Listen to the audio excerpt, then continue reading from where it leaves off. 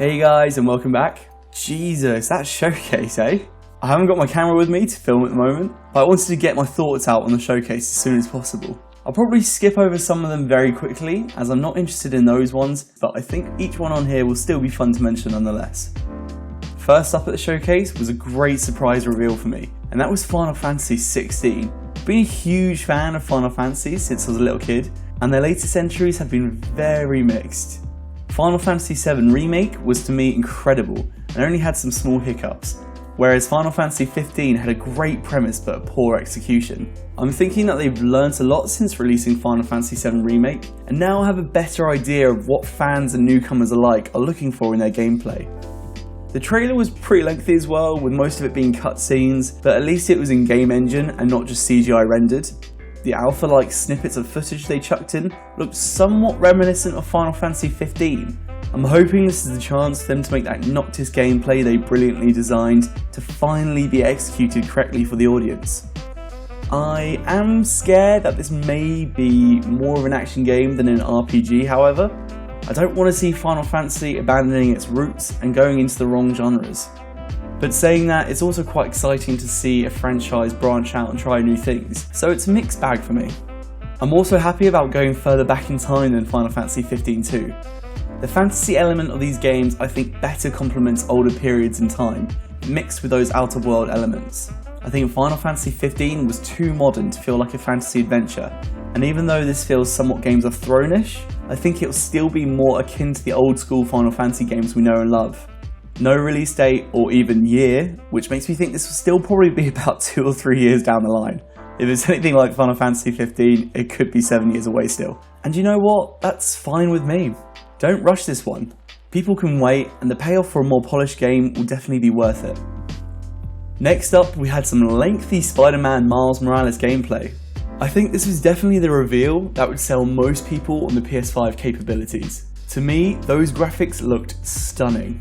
The particle effects really helped sell the package, and I'm hoping the final product doesn't differ too much like we've seen previously in other games.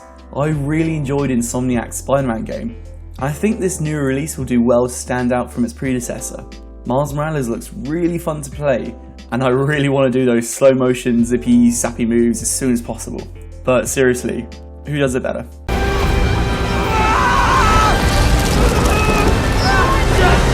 Well, we'll see by the end of this year, I guess. Holiday 2020. Glad this one isn't too far away, to be honest. Part of me definitely hopes Peter Parker makes a cameo in here somewhere. Next up was probably the show stealer for me.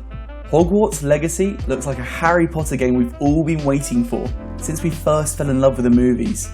I can see it kept changing from game engine graphics to CG rendered scenes, but the in-game graphics looked great nonetheless.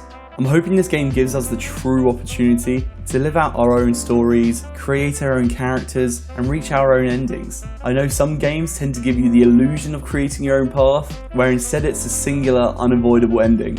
So let's hope in this game doesn't become one of those. I'm pretty sure they teased an open world element beyond Hogwarts as well, which could have some great potential there. A Harry Potter RPG is what I've always wanted. However, not much other information was given apart from its 2021 release date. I can imagine this one being released at the very end of 2021 most likely, so we'll have to hold our breaths for a little bit longer. Call of Duty Black Ops was meh. I haven't really played the series since Modern Warfare 3 yonks ago, so this one doesn't really appeal to me. I tried to play Battle Royale version on the PS4, but the 250 plus gigabyte size of the game quickly put me off, as I was having to cull another game every time an update came out. I think Call of Duty campaigns have always been pretty fantastical. This one looks no different, and I reckon I'd have a pretty good time with it. They're just usually very short campaigns, and the multiplayer stuff tends to wear me out pretty quickly, so I can never really justify paying the money for these games. This seems like a remake of the original if I'm correct. At the very least, I hope this lives up to the expectations of those looking forward to it. Glad to see that Fast and Furious isn't the only one with a 100-mile runway. Following up was another one I'm not too experienced with, and that was Resident Evil 8 Village. At first the title got me, and I was like, oh, is this a new IP, eh? That's kind of neat. Oh, wait a minute. The last Resident Evil I played was 4, and that was on the GameCube. The latest ones never managed to hook me.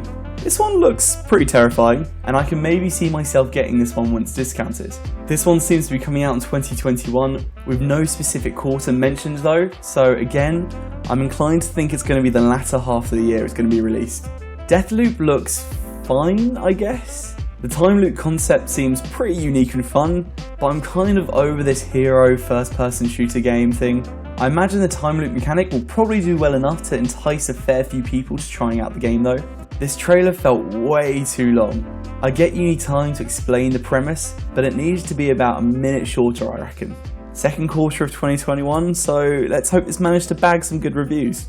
This next one caught me off guard a little bit. Devil May Cry 5 Special Edition. I used to love these games to be fair, with 4 being my favourite, but I never really got round to playing 5, so this will be a good opportunity for me. I'm not sure what makes this one a special edition though. I think Virgil will be a playable character, so that'll be great, and fingers crossed they bring some other great content in as well. This one will be a PS5 launch title, but I'm not too sure if this one will be enough to convince people to buy a PS5 straight off the bat. Hi, I'm Lorne Lanning, creative director of Oddworld Soulstorm. Nah. Welp, that Five Nights at Freddy trailer creeped the shit out of me. Nah, nope.